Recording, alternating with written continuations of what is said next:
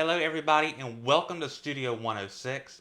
I am so thrilled to be joined with Representative Roger Kirby of Good the South morning. Carolina State House. Welcome back to your semi-annual updates. Thank you, Jonathan. It's great to be here. We're so Glad to be happy. back home There you for the go. weekend. There you go. I love that idea. And so, Hometown Legislative Action Day took place earlier this week.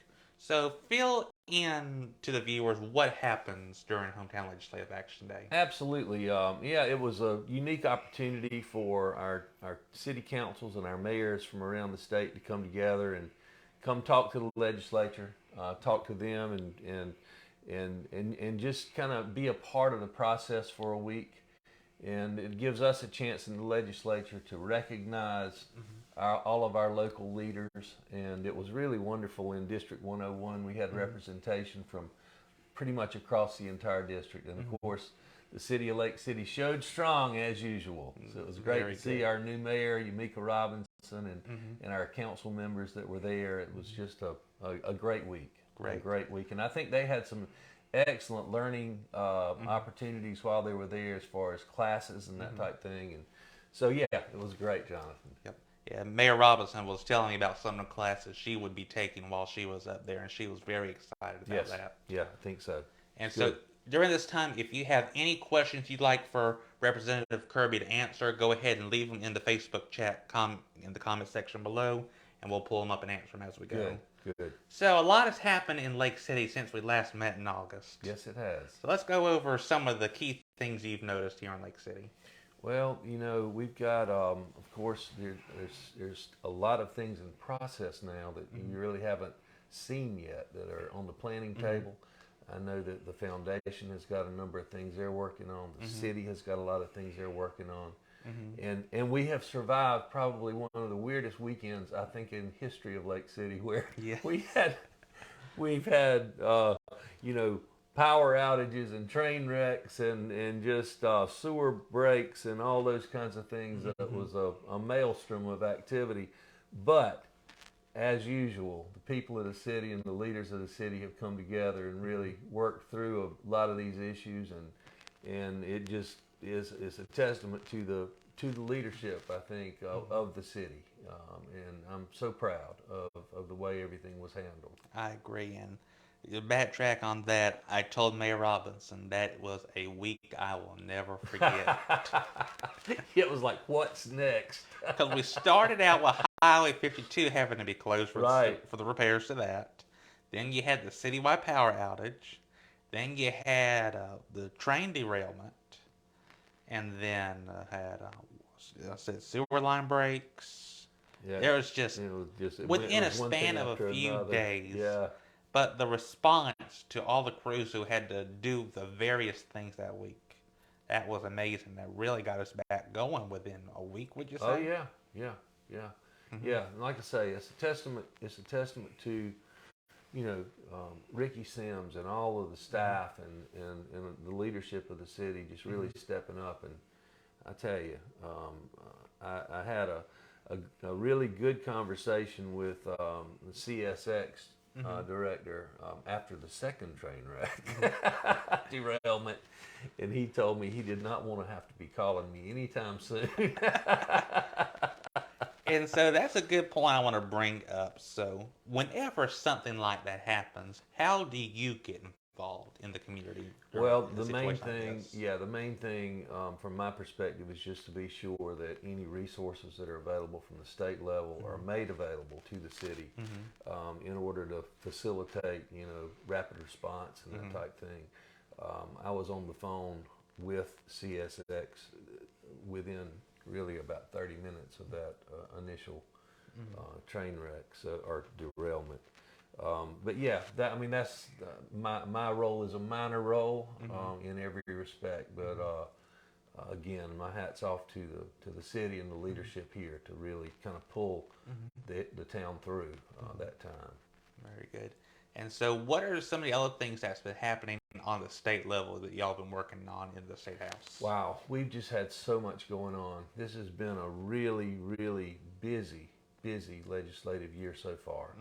I think we've got 720 pieces of legislation Wow. that have been introduced. I've been able to be a part of a number of new initiatives that I'm excited about. I'm still working, as I told you earlier, my focus this year in this legislative session is going to be on economic development for our rural areas, and we've made some good strides on that level. We've got a number of initiatives that are still in the process of working through committee, and there are just a number of good things happening. So I'm excited. This week was a little disappointing for me personally because of some legislation that I disagreed with.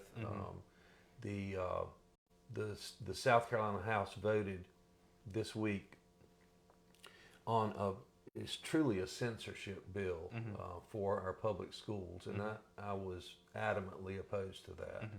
However, the Republican majority pushed that through. It's not a good bill, and I'm hopeful that the Senate will be able to stop it in its tracks. You know, and that's the way it is, Jonathan. Sometimes up there, we just disagree about proper way to move forward. My goal is to always look out for our rural, smaller areas, and particularly in our education system, because we have to advocate strongly for our rural educational systems. Right. And unfortunately, we were outnumbered this week. And that's a good point. I think a lot of viewers here would like to know, whenever you're working on legislature in the state house and the Senate, you have to have a lot of compromise in order to get things. Absolutely. So tell them a little bit about what the workflow is like in a few words. So basically, I brought a number of things, pieces of legislation that I'm sponsoring and co-sponsoring. The way the process works is we have, first of all, research the issue, talk to a number of the different agencies or people that impact. Then once we kind of get that in place, then we go in, have legislative services actually draft these. This is, for example, and I'll just show. I don't know if our viewers can see this or not, but this is what a bill looks like once it's drafted. Then it's read across the desk. They're usually fairly lengthy because they deal with codes of law. They're read across the desk, and then the speaker assigns the legislation to a specific committee. We have, our standing committees. I serve on labor, commerce, and industry. And once then it's assigned, the committee assigns it to subcommittee level Right. for it to be debated with public input and input from any other interested parties. Once that's done, if the bill makes it out of subcommittee, then it's brought up to full committee and the same process occurs.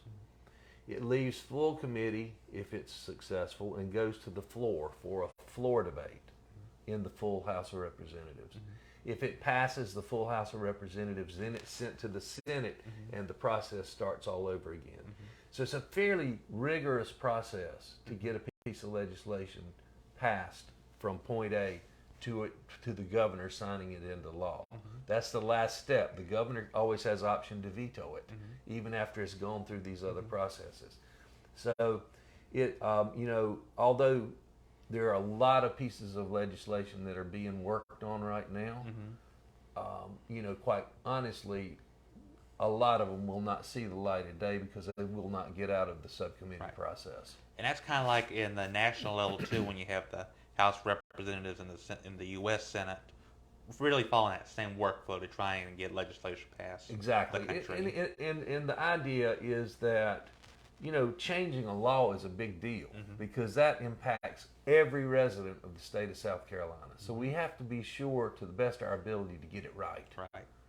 And so that's why it's intentionally our founders understood that it's a big issue, and we need to take our time and try our best to get it right.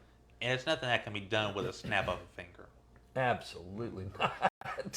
No, no, no. Legislation and politics in general work at a snail's pace, and that's by design because it's so important. Because these changes are substantial in many cases, and it's important that we protect to the interest of the public, and not just pass legislation on whims, Right. per se. And again, if you have any questions for Roger, put them in the comments now. So I always ask you this every time we have a chance to speak, but it's a brand new year. What are some of the goals for Lake City you see in 2023? Oh, I think there are a number of things. We've got obviously to continue to work on our infrastructure, including our water and sewer. That's a big deal. It will absolutely be one of the most important things, I think, for allowing for continued progress and continued economic development in our area. Obviously, the city has got its own initiatives, which are all being managed through the mayor council process. I'm here to support where I can support these initiatives, and of course there's a lot of things going on. I'm excited. Art Fields is getting ready to happen again. There's just a number of things like that. The housing initiative that the city's taken on should really kind of move into full swing during this coming year. Yeah, the starter home programs he's talking about.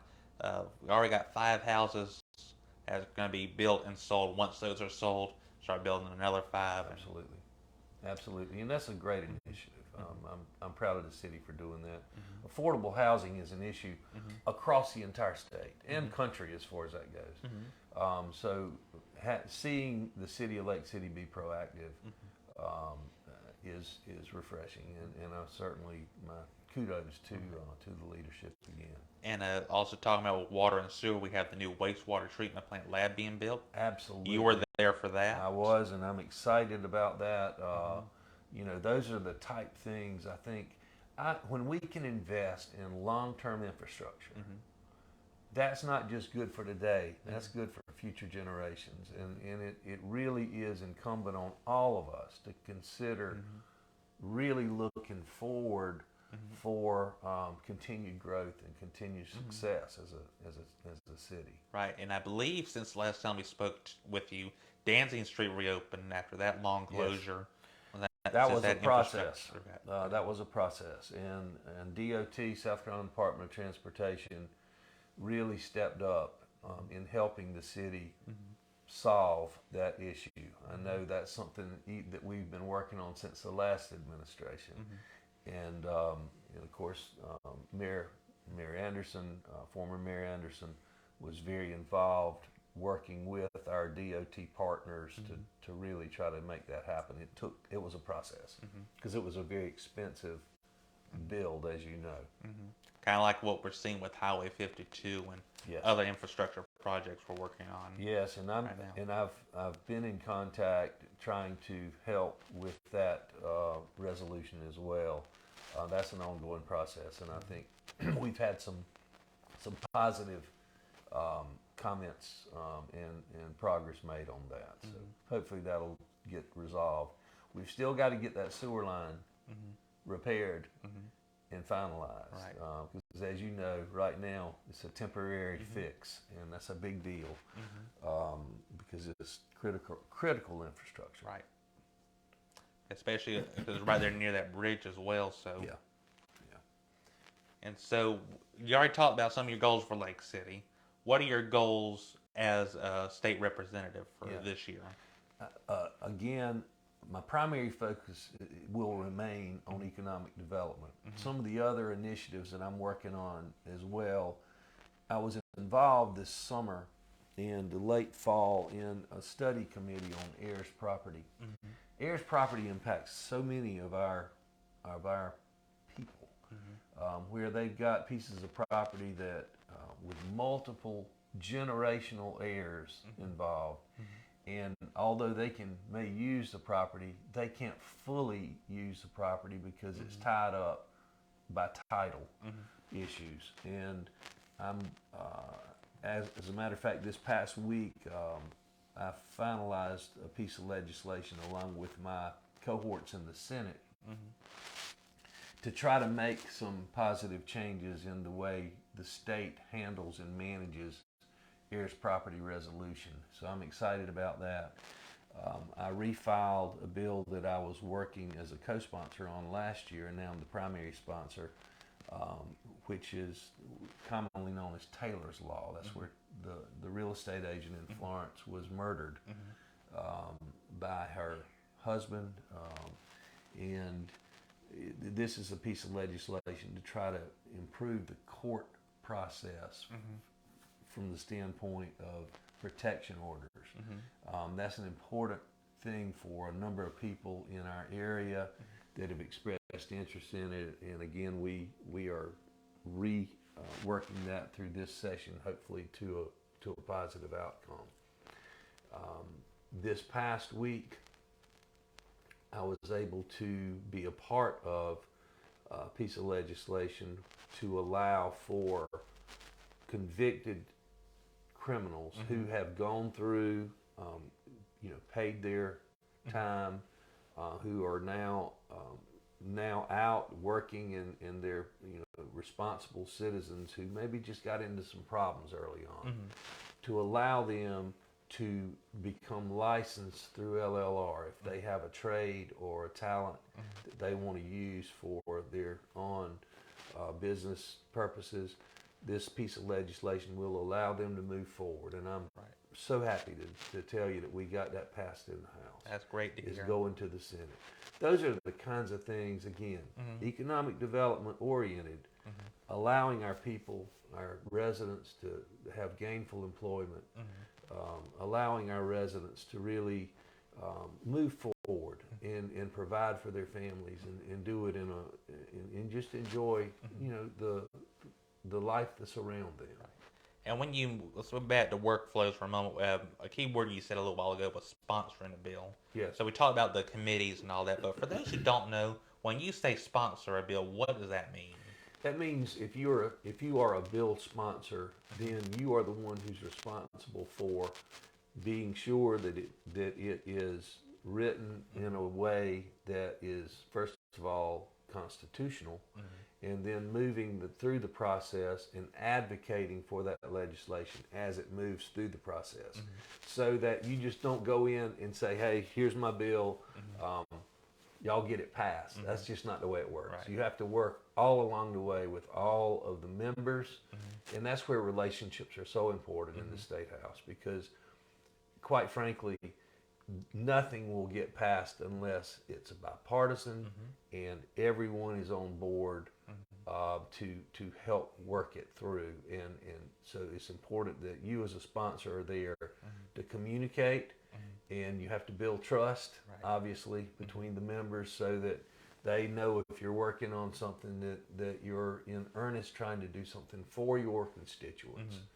And you have to seek their help in moving those pieces of legislation forward. Very good. So I hope that, for those who did not know some of the terminology or how it works, I hope that helps you. Roger, thank you so much for taking time out your busy schedule to join us. It's always a joy. Yep. And listen, to the citizens of Lake City, I'm always available. So never hesitate to reach out to contact me. My cell number is 843-598-0775. I keep that with me all the time. If I miss your call, I will do my best to call you back in a timely fashion. We are really quite busy right now at the State House. We were in session this week on Wednesday until almost 7 o'clock. It's just that time of year where when we're up there, we're working hard all day long. And I'm glad to be home for the weekend, but please never fail to reach out if there's something that you think I can help with. And I just thank you for your support. I thank you for allowing me the honor to sit in District 101 seat. This is the people's seat, as I've told you before, and I truly believe that. And I will continue to try to work for the betterment of our area and our rural areas in District 101. So thank you. And Jonathan, thank you for this opportunity. Thank you so much. And we look forward to having you back for another semi-annual update in August. Good. I appreciate it. Very Thank you good. so much, Rod. Thank you. And thank you all for tuning in for Studio 106. We'll have another exciting episode for you next Friday at 10 a.m. Thank you so much.